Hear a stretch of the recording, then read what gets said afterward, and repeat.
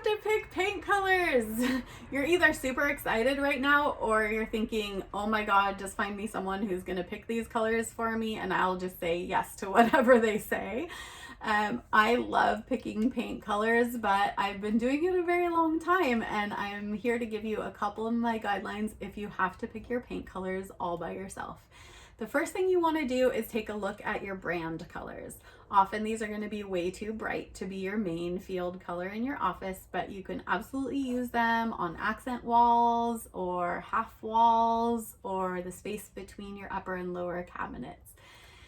What you want to do to start picking your main field color is to first decide if you're going warm or cool. Most offices up until the last 5 to 7 years were warm. That's what was happening in the United States. It's what people feel comfortable with. It feels soothing. And the modern trend toward the cooler colors is, like I said, quite new. If you are designing a traditional office, you will probably want to stay with a warm color palette. So you're going to be in the camels, tans, bagel. If you are doing an industrial reclaim office or a super sleek modern office, you might want to head toward the cooler colors, the grays, the portobellos, the dusty purples, or the gray blues. And you also have an option to do a warm cool office, which can really marry those beautifully. If you stay in the neutrals and just have a few accents of color, it's very natural to have both some warm neutrals and some cool neutrals in your color palette. So what do you need? You need a best friend. This is my best friend. This is the old Sherwin-Williams paint palette, and they've completely redesigned it, and I do not use their new one. I use their old one. Why? Because if I look at your branding colors and say that you have some beautiful radiant blue in your logo, I can come up and down each of these cards and take a look at some colors that might be more appropriate for a field in the higher tones.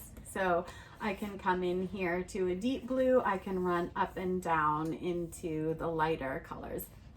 What I also can do is run across to the neutrals, and I can select neutrals with the same tint, with the same amount of white in them, and they're always going to work really well together.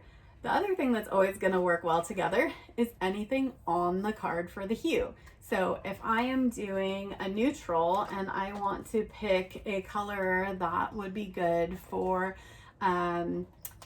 sort of a bold neutral, and one that's going to be great for just my general field walls, and also a trim color for my doors and windows, I'm gonna pick a bold, a neutral, and a trim color off of the same card. So it's a great way in. Also, a great way in is to just private message me and say, Shira, I want you to just help me with these paint colors, please. I'm happy to take a look with you.